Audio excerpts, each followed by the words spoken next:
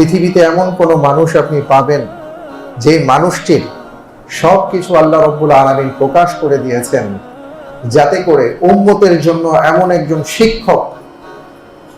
একজন শিক্ষক হন তিনি, যে একজন উম্মত জীবনের সর্বক্ষেত্রে প্রশ্ন করলে তিনি যেন নবী সাল্লাল্লাহু আলাইহি ওয়াসাল্লামের কাছ থেকে সেটা পেয়ে যান। ঘরের ভেতরের জীবন, সাংসারিক জীবন, স্ত্রীদের সাথে জীবন, সন্তানদের সাথে জীবন তিনি কিভাবে পালন করবেন, এটা যেমন ঘর থেকে আমরা পাই, ঠিক এমনি করে ঘরের বাইরে এসে বাকি জীবন যাপনটা তিনি কিভাবে করেছেন এটা আমরা অন্যদের কাছ থেকে পাই।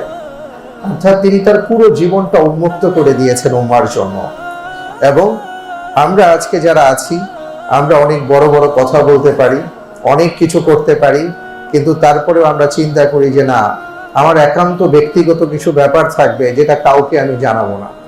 আল্লাহ রাব্বুল আলামিন রাসূল সাল্লাল্লাহু আলাইহি ওয়াসাল্লামের সব বিষয় জানিয়ে দিয়েছেন।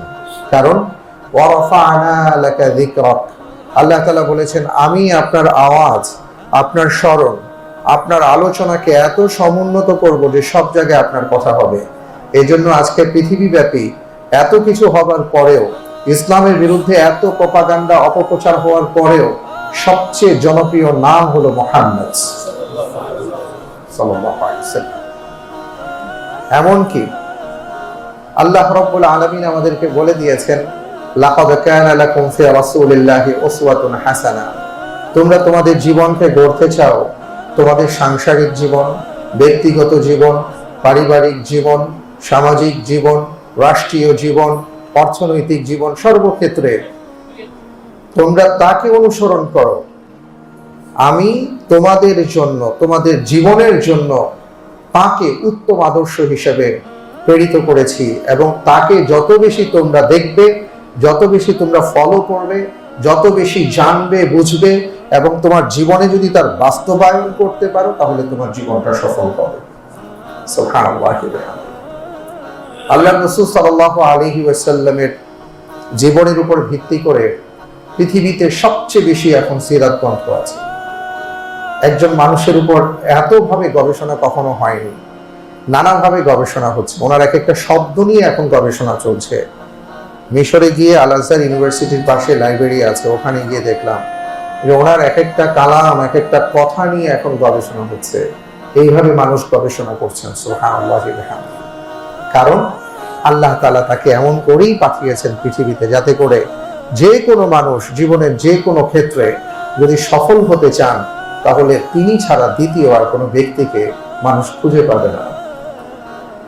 এই জন্য আমি আপনাদের কাছে বারবার আরজ করেছি, সম্মানিত ভাই এবং বোনেরা, আপনাদের জীবনে হতাশা আছে, আপনাদের জীবনে অস্থিরতা আছে, না পাওয়ার বেদনা আছে, কষ্ট আছে, অনেক বিষয়ে আপনার মনের প্রশ্ন আছে, অনেক বিষয়ে কখনো কখনো আপনি আল্লাহ রাব্বুল আলামিনকে পর্যন্ত প্রশ্ন করেন, আল্লাহ তুমি কেবল আমাকেই দেখলে আর অন্য কাউকে পেলে না। এইভাবে আপনারা কথা বলেন, আমরা কথা বলি। আপনার সকল প্রশ্নের জবাব যদি একজন মানুষের জীবনের কাছে আপনি সমর্পণ করতে পারেন, অর্পণ করতে পারেন, জিজ্ঞেস করতে পারেন, আল্লাহর শপথ করে বলছি, আপনার জীবনের সকল প্রশ্নের জবাব আপনি তার কাছ থেকে পেয়ে যাবেন। এই জন্য আমাদের রাসূল সাল্লাল্লাহু আলাইহি ওয়াসাল্লামকে জানতে হবে, চিনতে হবে, শিখতে হবে, বুঝতে হবে, ভালোবাসতে হবে, তার মতন হতে হবে, অনুসরণ করতে হবে, তার পদাঙ্ক অনুসরণ করতে হবে, তিনি যা বলেছেন সেটা মানতে হবে। কারণ এটা আল্লাহ রাব্বুল আলামিন বলে দিয়েছেন, ইন কুনতুম তুহিব্বুনাল্লাহ ফাত্তাবিউনি, ফাত্তাবিউনি, আমার অনুসরণ করো। আপনি কোন বিষয়ে নিজেকে বড় ভাববেন, কোন বিষয়ে আপনি ভাবছেন যে আমি এদিক থেকে বড় হয়ে গেছি, ওদিক থেকে বড় হয়ে গেছি, আপনি রাসূল সাল্লাল্লাহু আলাইহি ওয়াসাল্লামের নামের দিকে যদি তাকান, তার লকবের দিকে যদি তাকান, তার উপাধিগুলোর দিকে যদি আপনি তাকান, তাহলে আপনি খেয়াল করবেন যে আপনার কোনো অবস্থান, আপনার কোনো কিছুই তার সামনে নাই। আপনি নিজেকে অনেক কিছু ভাবতে পারেন।